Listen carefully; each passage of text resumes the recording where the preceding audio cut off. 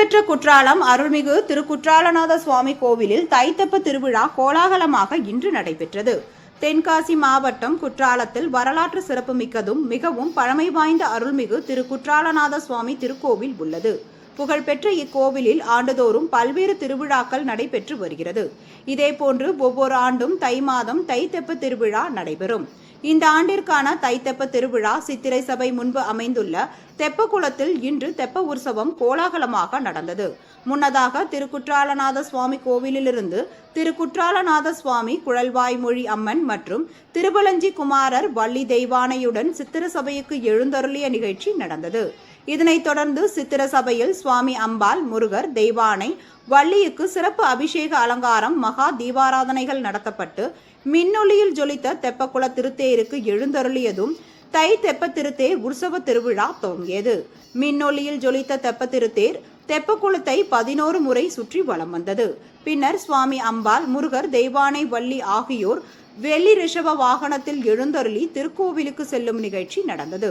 திருக்குற்றாலநாத சுவாமி கோவில் தைத்தெப்ப உற்சவ திருவிழாவில் தென்காசி, குற்றாலம், செங்கோட்டை மற்றும் சுற்றுவட்டார பகுதிகளில் இருந்து பல ஆயிரம் பக்தர்கள் சுவாமி அம்பாளை தரிசனம் செய்தனர்.